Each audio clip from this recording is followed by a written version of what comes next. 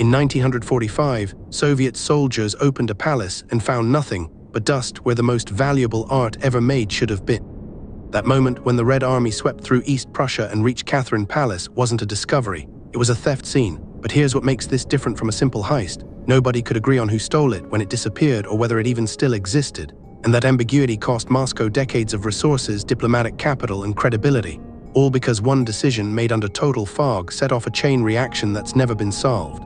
Let's rewind. The Amber Room wasn't a room filled with furniture. It was a chamber roughly 600 square feet, whose walls, doors, and fixtures were made almost entirely of amber. We're talking about roughly 11 tons of it. Carved, inlaid, polished into a Baroque masterpiece that took craftsmen in Prussia over a decade to complete in the early 1700s. The thing cost what we'd call roughly $2 million in today's money, just to build, once. Frederick William I of Prussia gave it as a gift to Peter the Great of Russia in 1716. A calculated move. He needed Russia's military alliance against Sweden, and this room was his bargaining chip. Peter shipped it to St. Petersburg. It stayed in the Winter Palace for decades until Catherine the Great moved it to her suburban palace near Pushkin, just south of Leningrad. It became the crown jewel of the Romanov collection. Not because it was the most expensive, it was because you couldn't replicate it. You couldn't rebuild it from scratch. Then came 1941. Hitler's army invaded the Soviet Union. The Nazis didn't just want to conquer, they wanted to loot. They had a specific unit tasked with acquiring art, antiquities, and cultural treasures. When they approached Leningrad, the Soviets faced a choice under extreme pressure: evacuate the Amber Room or hide it. They decided to hide it. They sealed the chamber, painted over the doors, and hoped the Germans wouldn't find it. That was their bet. The gamble failed. In September 1941, German troops occupied the palace, and they found it. Documents from the time suggest it took them about 36 hours to dismantle the entire room carefully, professionally, as if they'd rehearsed it. They packed it into crates, 27 of them, and shipped it west to Königsberg, a German fortress city in East Prussia. That's where the trail goes cold.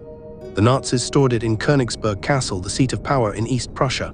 But in 1944, everything changed. The Allies started bombing. Königsberg took hit after hit. The castle was damaged repeatedly. And then in early 1945, as Soviet forces closed in from the east, the German garrison made a decision. They either evacuated the Amber Room or destroyed it, or hid it again. The records from that moment are fragmented. Some Nazi officials claim they sent it out. Others said it burned. Nobody knew for certain. When Soviet soldiers finally reached Königsberg in May 1945, they tore the castle apart looking for it. Nothing. The Amber Room had vanished. And that's when Moscow faced a new decision: admit the loss or launch a search that might never end. They chose the search for decades.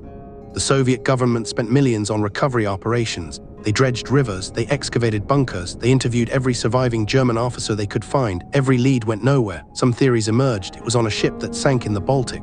It was buried in a sealed bunker under Königsberg. It was evacuated to a castle in Poland or Czechoslovakia. It was destroyed in the bombing. It was melted down for its value. Each theory had evidence. None had proof.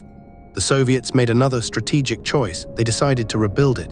In 1979, they commissioned craftsmen to reconstruct the Amber Room from photographs and blueprints. It took 24 years. The cost was enormous, roughly $11 million in the 1990s, though some estimates run higher. They finished in 2003. Today it sits in Catherine Palace again, fully restored, fully public, but it's not the original. And Russia never found what happened to the real one. Here's what makes this a strategic mystery instead of just a heist. The decisions made under pressure created a fog that never lifted. The Soviets hid the room instead of evacuating it, a choice that made it vulnerable. The Germans dismantled it and moved it to a war zone, a choice that made it fragile.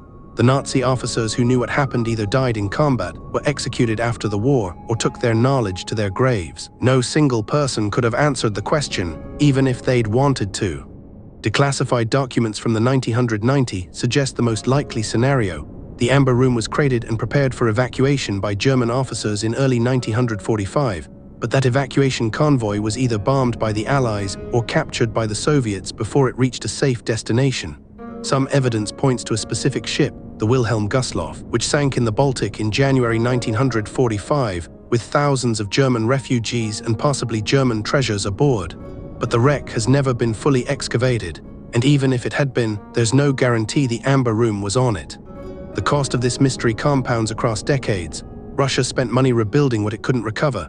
It spent diplomatic capital making inquiries across Eastern Europe and Germany. It invested in search operations that yielded nothing. and it carried the weight of a cultural loss, the knowledge that a masterpiece from the 18th century, something that could never be perfectly recreated, was lost on their watch, all because of decisions made in 1941 and 1945 under conditions of war and total uncertainty. The Amber Room remains unsolved. No body, no wreckage, no definitive proof of what happened between May 1945 and today. It's the perfect historical mystery because it sits at the intersection of war, art, and institutional uncertainty, where the right decision was impossible to make at the time, and the wrong one was invisible until it was too late. Subscribe every week brings a new historical disappearance, where the decisions made under pressure still echo today.